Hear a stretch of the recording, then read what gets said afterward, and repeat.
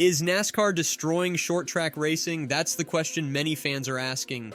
In this video, we will break down why tracks like Martinsville have turned into single-file snooze fest. We'll talk about NASCAR's refusal to increase horsepower, findings from Tyler Reddick's own test sessions proving these cars have too much drag, why banning downshifting won't help, and if there's any hope the 2024 rules changes can bring back the kind of door-banging action we expect from short tracks. We will reveal the inside scoop on the simmering driver and fan outrage over how NASCAR's 2019 package has ruined the racing at beloved short tracks. Let's start. In 2019, NASCAR rolled out a controversial new rules package that was intended to contain costs and improve competition. But when it comes to beloved bull rings like Martinsville, it's done more harm than good. The huge increase in car drag combined with the switch to a transaxle that forces downshifting has turned most short tracks into single file, can't pass parades.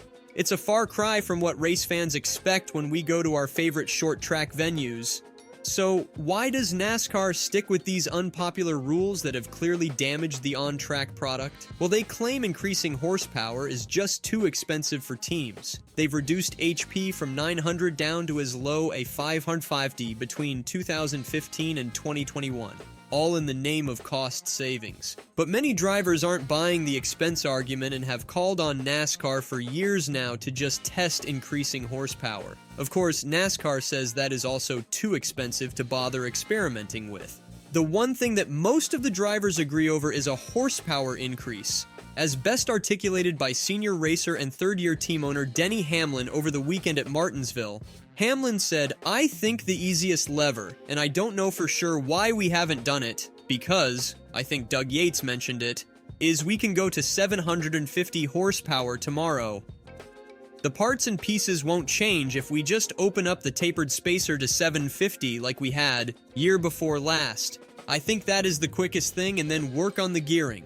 The gearing is not going to be an easy fix. I specifically harp on it quite a bit, but it's not going to be an easy fix." NASCAR COO O'Donnell said, "I think everything is up for consideration. We've proven that. You have to factor in what are the costs involved as well, right? It's not as simple as just upping the horsepower. You better be ready for all your OEs to be on board. It better make sense for any potential new original equipment manufacturer and technology. It's not just a short-term answer." Well, 2311's Tyler Reddick took matters into his own hands and did his own simulation test, running the cars at about 800 horsepower. A couple of months ago in Sim, just for fun, I asked the guys at 2311 there was a weird knob we could work on to increase the power of the car by 150 horsepower, and it didn't change much, Reddick said. The amount of off-throttle time was so marginally different, no real difference. Turns out the car has so much aerodynamic drag it would take well over 1,000 horsepower to overcome it based on Reddick's findings. That begs the question, with so many fans, drivers, and insiders like myself calling for more power, why doesn't NASCAR take the risk and find out for themselves? Because there are some political factors behind the scenes that they avoid talking about publicly. Let's get back to why these cars just have too much grip and drag to put on a good show at the tight confines of short tracks. With lower downforce, wider tires, and bigger brakes, drivers now have to downshift entering the turns to help rotate the car.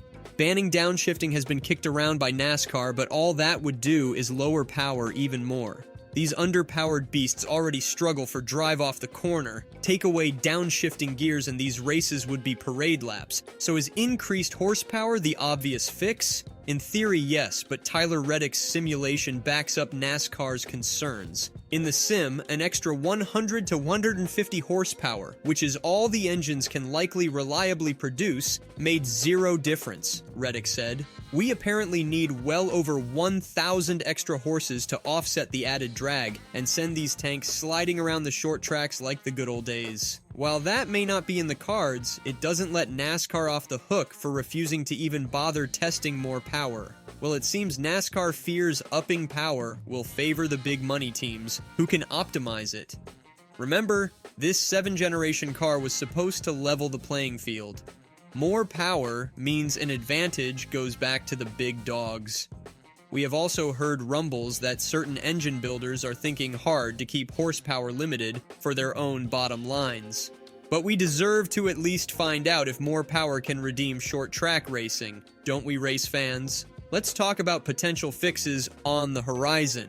While 1,100 extra horses is probably a fantasy, there are some signs of hope. NASCAR recently tested some new tire compounds at Phoenix. Early indications are the new rubber could help replicate worn-out greens you get late in runs. Drivers seemed fairly optimistic the tires can lay down the right greasy racing surface fans want to see at short tracks. They also tried exhaust muffler setups set to be implemented next year on the non-speedway tracks in order to improve the quality of racing. Do these band-aids fix the downforce issues and total lack of power? I'm skeptical, but it shows NASCAR is at least trying some remedies instead of continuing to bury their heads in the sand. The bigger question is, can NASCAR admit they missed the mark and make substantive changes to the 2024 rules package? With television ratings in decline and criticism mounting, they have to do something big to win back disenchanted fans. All I know is they better not kick the can down the road for another 5 years. If the racing at Martinsville and Bristol doesn't improve, and fast, the damage to our sport's short-track institutions might be irreparable. We deserve exciting, hard-nosed, white-knuckle racing every time the Cup Series visits the famed bull rings.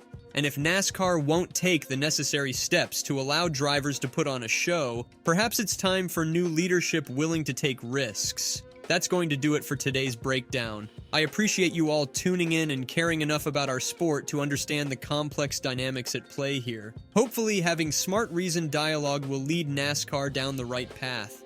Let me know what you think in the comments. Should NASCAR stop making excuses and test increased horsepower even if engines can't safely produce the game-changing levels we likely need? Make sure to like and subscribe to NASCAR Insider if you want to see more deep dives on the critical issues. See you in the next video.